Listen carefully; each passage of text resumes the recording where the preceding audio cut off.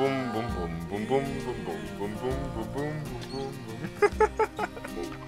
There was this one little girl who saw me and she's smiling, and I've never seen a kid smile so much at me who's just met me. I'm like, that's really strange. So she walks by and I look back to see if she's still looking, and she's still looking and she's smiling, and she points a finger and she says, "You're just tricking us." And so she must have thought that somehow I hid my legs and my arms, and I'm like, oh my goodness, it's so funny.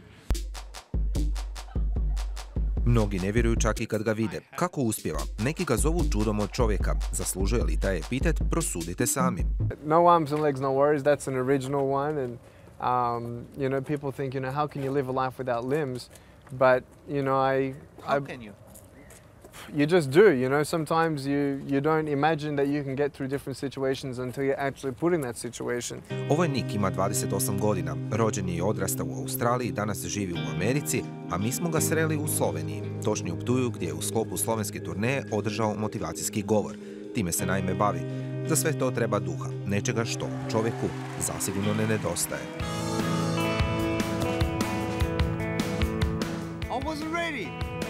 Jeste li vi spremni za čovjeka koji tvrdi mogu sve?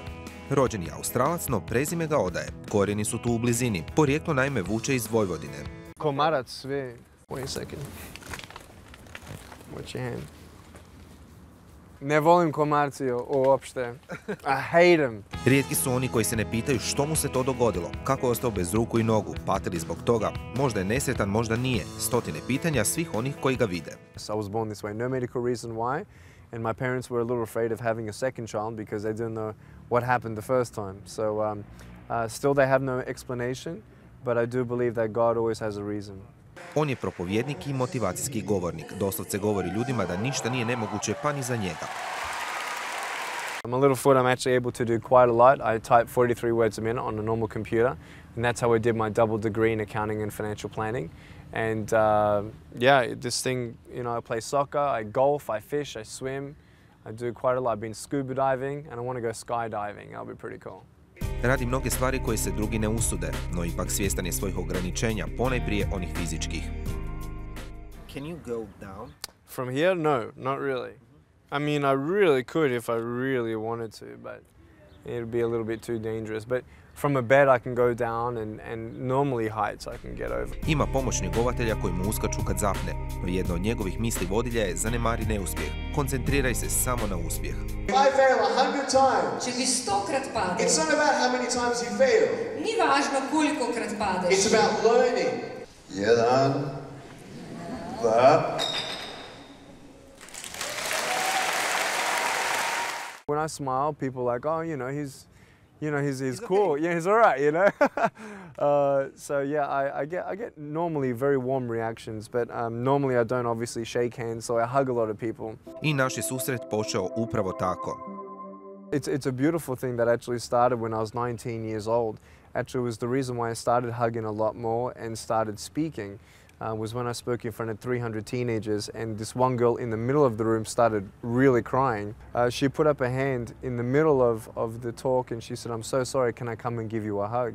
And in front of everybody she came and she hugged me and she cried on my shoulder and she said, "Thank you, thank you, thank you. No one's ever told me that they love me.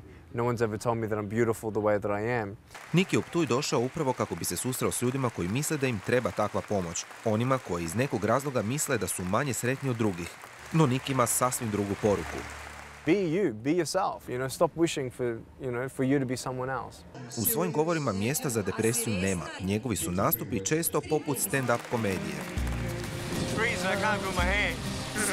But it's sort of taken advantage of the situation where you can actually bring humor in and break the ice in front of any audience. You know, when the audience sees me, they don't know exactly what kind of speaker I'm going to be. Is it going to be a guy that's going to make me feel sorry for him? You know, all that sort of thing. Bez humora, kaže, ne bi mogao živjeti, pa i kad je na njegov račun, važno da je veselo. I was in an overhead compartment one day. I got my friends to put me up there on the plane to actually scare somebody. And what you don't know is actually 2 weeks ago, I dressed up in a pilot's uniform and greeted the passengers as they got on the plane. And it was so funny. It was awesome. Little kids like, wow, you know, like this. And some people say, oh yeah, okay. I'm like, really? There was actually this one little boy, he was so cute. He made me laugh so hard.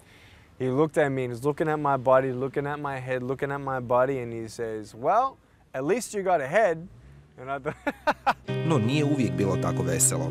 Ovo je Nick sa samo 6 godina, drugčiji od samoga rođenja, nastojao od malena živjeti poput drugih klinaca. Nekad je uspijevao, nekad i ne. In the toy box in my room, I want to get something, and I can't get it because I don't have any arms or legs.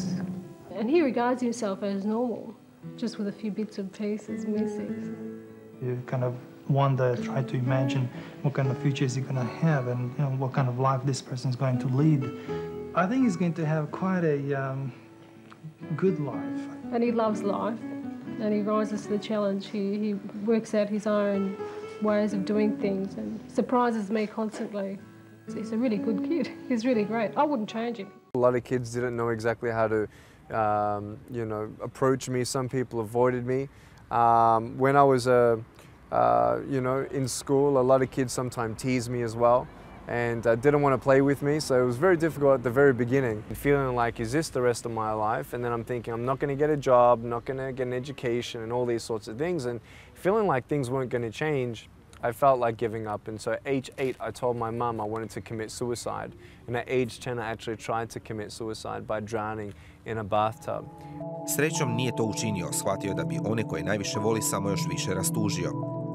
I imagined my mum and my dad crying at my grave and my brother and, asking themselves what they could have done more and feeling guilty and pain. And so I didn't want to leave them with that pain, so I decided to stay.